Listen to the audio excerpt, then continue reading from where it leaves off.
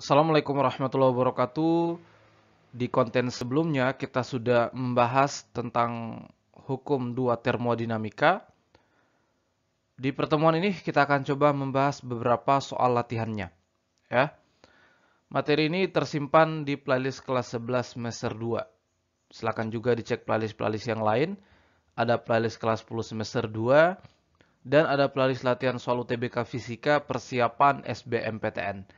Silakan dicek di bagian playlist, ya. Jangan lupa like, share, dan subscribe. Oke, kita mulai. Nomor 1, suatu mesin kalor beroperasi antara suhu 200 Kelvin dan 100 derajat Kelvin.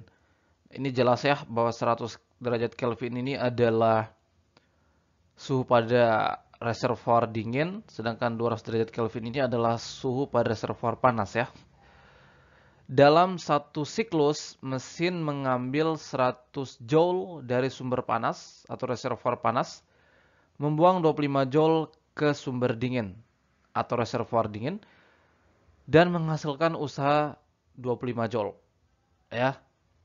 Nah, kesimpulannya mesin kalor ini, nah ini kita akan cek ya, dengan mesin kalor yang seperti ini, di mana menyerap Q1 ya dari sumber panas 100 joule dan menjadikan usaha 25 joule dan sebagiannya dibuang, sebagian dijadikan menjadi usaha 75 joule dan sisanya dibuang dalam bentuk Q2 ke sumber dingin sebesar 25 joule ya.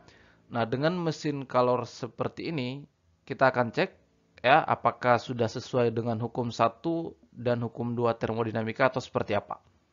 Ya. Nah, tentu ini paling mudah kalau kita coba tentukan dulu efisiensi tertinggi dari mesin kalor ini. Ya. Nah, dari efisiensi tertinggi itu kita akan lihat apakah sudah sesuai jumlah Q1, Q2, dan W ini. Ya, sesuai dengan efisiensinya. Efisiensi tertinggi mesin kalor tentu kita gunakan efisiensi mesin Carnot. Ya kan? Dimana kalau efisiensi secara umum kan 1 kurang Q2 per Q1. Nah, kalau kita mau mencari efisiensi tertinggi atau efisiensi mesin Carnot, Q2 kita ganti T2, Q1 kita ganti T1, ya kan? 1 kurang T2-nya adalah, nah ini sudah Kelvin ya, jadi kita tinggal masukkan T2-nya, ya, T2 ini suhu pada reservoir dingin, T1 suhu pada reservoir panas ya. 100 Kelvin per 200 Kelvin, 1 kurang 1/2 ya, sama dengan 1/2 atau 0,5 atau 50%. Nah, inilah efisiensi tertinggi yang bisa dicapai oleh mesin kalor di atas ini. Artinya, ya, kalau mesin kalor ini menyerap 100 joule dari menyerap 100 joule ya, itu Q1 dari sumber panas. Nah, efisiensi 50% ini artinya apa? Bahwa 100 joule ini bisa diubah ya, setengahnya menjadi usaha. Ya. Artinya itu sebagai usaha maksimalnya. Ya. Nah, setengahnya berarti 50 joule. Jadi, inilah usaha terbesar yang bisa dilakukan oleh mesin kalor ini, yaitu 50 joule. Ya, tidak boleh lebih dari ini. Ya. Nah, sedangkan pada soal itu lebih 75 joule. Ya, 75 joule. Nah, ini jelas melanggar hukum pertama termodinamika. Ini kan rumus ini ya dari hukum pertama termodinamika dimasukkan ke dalam rumus efisiensi ya. Nah, jadi ini jelas melanggar hukum satu termodinamika. Karena berdasarkan hukum satu termodinamika, efisiensi tertinggi itu hanya 50%. Artinya kalau 100 joule diserap, maka bisa diubah menjadi usaha setengahnya, yaitu 50 joule. Nah, sedangkan pada soal itu 75, jadi lebih ya. Nah, maka itu melanggar hukum satu termodinamika. Hukum termodinamika gimana? Nah, hukum termodinamika itu kan menyatakan bahwa pasti ada Q2 yang dibuang. Ya, tidak mungkin efisiensi mesin itu 100%, tidak mungkin ya. Jadi ada Q2 yang dibuang. Nah, ini sudah sesuai ya. Ini kan ada Q2 nih. 25 joule ya, jadi Q2-nya tidak sama dengan 0. Jadi ini sesuai dengan hukum 2 termodinamika, tapi melanggar hukum 1 termodinamika. ya. Nah, soal berikutnya, sebuah kulkas mempertahankan makanan di dalamnya pada suhu 40 derajat Fahrenheit ketika suhu ruangan adalah 80 derajat Fahrenheit. Nah, ini adalah mesin pendingin, ya. Koefisien performansi kulkas tersebut adalah, oke, kita sudah bahas nih tentang mesin pendingin di konten sebelumnya, ya. Nah, ada persamaan koefisien performansi atau daya guna, ya kan, di mesin pendingin. Nah, tapi di situ kan ada besaran suhu ya. Nah, suhu di persamaan koefisien performansi nanti yang kita bahas itu dalam derajat Kelvin. Nah, sedangkan ini masih derajat Fahrenheit.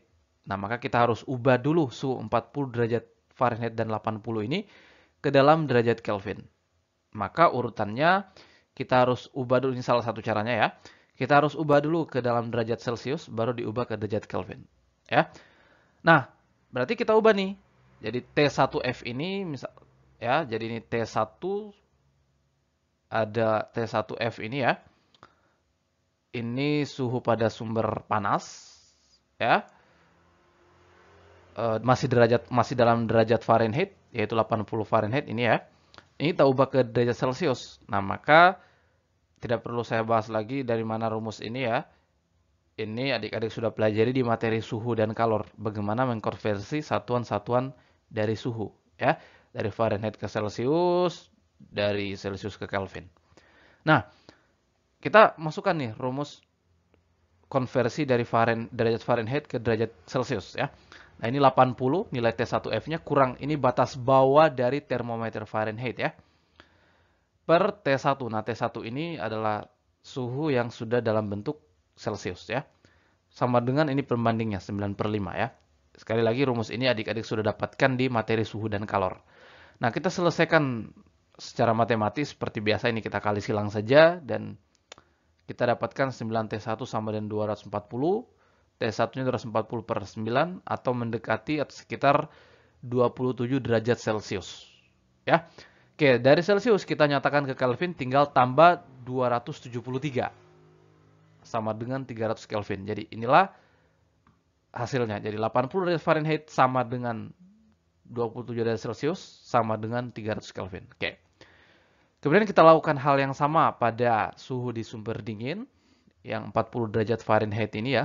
Kita masukkan di sini per batas bawah kurang batas bawah termometer Fahrenheit per T2 sama 9/5, ini kita kali silang dan kita dapatkan 40 derajat Fahrenheit sama dengan ya 4,4 derajat Celcius. Nah, ini kita nyatakan ke Kelvin tinggal tambah 273 sama dengan 277,4 derajat Kelvin. Nah, kemudian ini suhunya sudah dalam Kelvin, kita masukkan ke persamaan koefisien performansi yang sudah kita bahas di konten sebelumnya. Rumusnya seperti ini ya. Nah, T2-nya kita masukkan per T1 kurang T2 ya. Maka kita dapatkan koefisien performansinya adalah 12,2 atau pada opsi ini ya kita bisa memilih 12,5. Ya, karena di sini sudah ada pembulatan-pembulatan nih tadi di sini ya. Oke, jadi inilah hasilnya. Soal berikutnya, Anda diminta mendesain suatu kulkas yang dapat memindahkan 360 joule kalor per menit dari suatu ruangan dingin pada suhu negatif 40 derajat Celcius dan membuang energi tersebut ke ruangan pada suhu 27 derajat Celcius. Daya listrik yang diperlukan untuk proses tersebut adalah K. Jadi ini kita punya suhu sumber dingin adalah suhu sumber panas T1 ya. Jadi kita sudah sepakati ya bahwa Q1 itu adalah kalor yang diserap atau yang bisa juga diberikan ya pada sumber panas, sedangkan Q2 itu kalor yang diserap atau bisa juga diberikan ya pada sumber dingin. Jadi indeks 1 itu ya itu pada sumber panas atau reservoir panas, indeks 2 itu pada reservoir dingin. Maka kalau T1 ini suhu reservoir atau sumber panas, T2 sumber dingin ya. Nah, ini masih Celcius, kita nyatakan dalam Kelvin tambah 273, begitupun T2 negatif 40 tambah 273 sama dengan 233 Kelvin ya. Sekali lagi, semua harus dalam satuan Kelvin. Nah, di soal ini kita diminta mendesain kulkas yang bisa memindahkan 360 joule kalor per menit ya. Oke, maka kita coba lihat dulu koefisien performansi dari kulkas yang kita desain ini. T2-nya 233 per 300 kurang T1 ya, kurang T2, maka kita dapatkan hasilnya 3,47. Ini koefisien performansi. Oke, kita punya juga persamaan koefisien performansi, ini persamaan dasarnya sebenarnya ya, Q2 per W. Ya, seberapa besar Q2 yang bisa ditarik dari sumber dingin per usaha yang dibutuhkan. Dalam konteks ini adalah ya bantuan dari energi listrik. Nah, maka dari sini kita bisa mengubah besaran energi ini menjadi daya atau laju energi. Tinggal kita per T, di bawah juga kita per T. Ya. Maka Q2 per T ini menjadi laju Q2 ya, yang diserap dari sumber dingin per W per T ini adalah laju energi ya atau daya listrik. Laju energi listrik atau daya listrik yang dibutuhkan ya untuk menarik Q2. Nah, maka ini P2 per kita beri indeks saja Pin ini karena ini energi listrik yang masuk ya dari lingkungan yang masuk ke sistem. Jadi menjadi daya ya, besarannya menjadi daya. Dari awalnya besaran energi menjadi daya karena kita per T di situ ya. Nah, maka Pin daya listrik yang kita mau cari sama dengan Kp koefisien Pin sama dengan P2 per Kp ya kan, ini jadi pembagi ya. Jadi Pin sama dengan P2 per Kp, koefisien performansi. P2-nya adalah Q2 per T, ya Q2-nya adalah yang diserap ya, 360 joule per T waktu. Nah, di sini per menit. Nah, harus dalam detik ya. Dalam detik karena ini watt ya. Watt ini kan joule per sekon atau joule per detik ya. Ini kan menit, kita ubah ke detik ya 60 ya, 1 menit kan 60. Jadi 360 joule per 60 detik. Per koefisien performansi 3,47, hasilnya adalah ini. Atau sekitar 1,74 watt. Inilah daya listrik yang dibutuhkan dalam rancangan kulkas di atas ini. 1,373 watt. Ini ya.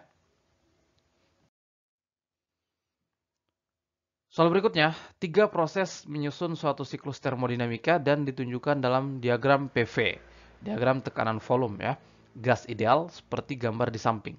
Ini siklus ya. Nah, maka ini poin-poinnya. Proses 1 ke 2 terjadi pada suhu tetap ya 300 Kelvin. Setelah proses tersebut 60 joule kalor memasuki sistem. Ya. Proses 2-3 ini pada volume tetap. Selama proses tersebut sebesar 40 joule kalor meninggalkan sistem. Proses 3, proses 3-1 ya, 1-2, 2-3, kemudian 3 ke 1 adalah adiabatik ya. Nah, ini adik-adik harus tahu nih. Ya. Maksudnya adiabatik ini apa, volume tetap ini gimana, suhu tetap itu gimana ya. Itu kita sudah bahas juga di beberapa pertemuan yang lalu.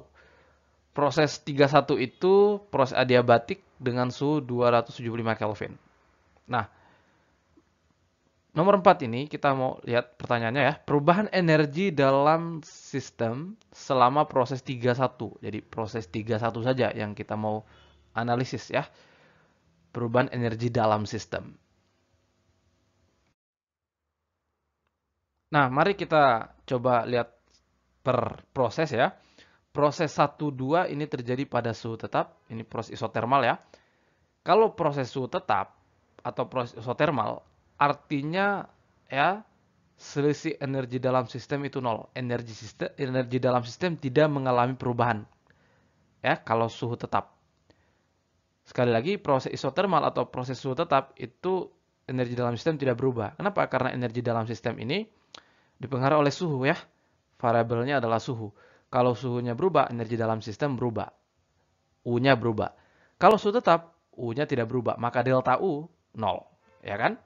selisihnya 0. Jadi selisih energi dalam sistem proses 1 ke 2 adalah 0.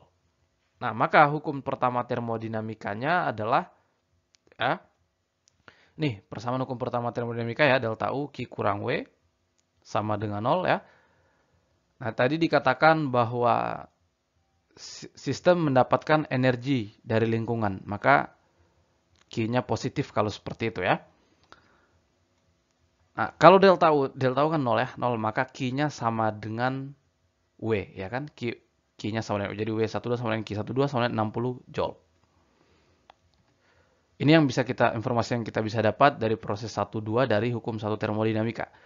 Proses berikutnya, proses 2-3 ya, 2 ke 3, terjadi pada volume tetap. Kita tahu kalau volume tetap artinya usaha 0. Ya, usaha proses 2-3 itu 0.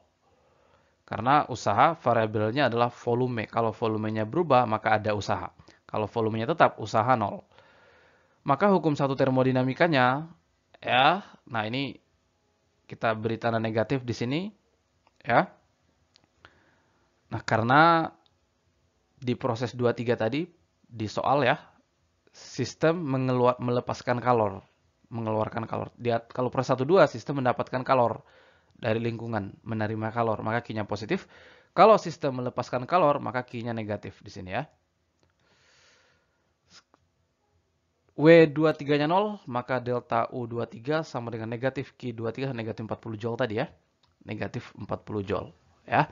Ini tadi energi yang dilepaskan oleh sistem 40 Joule. Maka perubahan energi dalamnya sama dengan negatif 40 Joule ini. Berikutnya proses terakhir dari 3 ke 1, ini adalah proses adiabatik. Proses adiabatik itu artinya selama proses tidak ada kalor yang masuk atau keluar sistem. Jadi Q-nya 0. Maka hukum pertama termodinamikanya ya, Q-nya 0, maka delta U31 sama negatif W31 ya. Ini kita beri indeks 1, 2, 2, 3, 3, 1, ini prosesnya ya. Nah, maka pada siklus ya, siklus termodinamika, dalam siklus ya, siklus, kalau terjadi siklus itu total perubahan energi dalamnya itu 0. Kalau total perubahan energi dalam sistem itu 0 kalau terjadi siklus termodinamika. Ya, karena dia reversible ya. Bahwa setelah terjadinya proses, sistem kembali lagi ke persis seperti keadaan semula. Maka kalau dalam satu siklus itu tidak ada perubahan energi dalam sistem karena sistem kembali lagi ke bentuk semula. Ya, jadi sistem melepaskan kalor juga menerima kalor dan kembali ke persis seperti keadaan semula. Itu kalau siklus. Proses dia reversible. Kalau kembali lagi seperti keadaan semula setelah proses, setelah siklus ya, maka tidak ada dong perubahan pada sistem, termasuk perubahan energi dalamnya 0. Maka delta U totalnya itu 0 dalam siklus ini. Jadi delta U12 tambah delta U23, delta U31 itu 0. Ya. Delta U ini 0, ini negatif 40 ya, maka kita bisa cari nih delta U31 yang ditanyakan pada nomor 4 tadi. Pasti adalah positif 40 Joule. Karena ini negatif ya, supaya 0, maka di sini positif 40 Joule. Supaya sama dengan 0 ya. Jadi delta U31-nya adalah positif 40 Joule. Inilah perubahan energi dalam sistem proses 3 ke 1. Positif 40 Joule. Nah, soal terakhir ini ternyata kasusnya sama, siklusnya sama, tapi di sini pertanyaannya perubahan entropi sistem selama proses 3, sama juga proses 31. Perubahan entropi. Nah, kita sudah bahas di konten sebelumnya bahwa perubahan entropi itu adalah Q per T. Ya, kalor per banyaknya energi kalor per suhu. Ya. Proses 31 ini kan proses adiabatik nih. Proses adiabatik itu Q-nya 0, tidak ada aliran kalor baik yang masuk atau keluar sistem. Q-nya 0 ya. Jadi Q310. T31-nya ya ini 275 ini ya. Nah, karena Q-nya 0, otomatis delta S-nya juga 0. Ini kan 0 bagi ini 0 ya. Jadi perubahan entropi sistem itu 0 karena dia adiabatik. Kalau Q-nya 0, tidak ada aliran kalor ya. Tidak ada kalor yang masuk keluar sistem, maka ya entropi ini kan sederhananya keacakan sistem ya. Nah, tidak ada perubahan keacakan karena tidak ada kalor yang masuk atau keluar. Artinya tidak ada gangguan pada sistem tersebut. Maka keacakannya tetap. Otomatis perubahan keacakannya tidak ada, ya. Perubahan entropinya nol.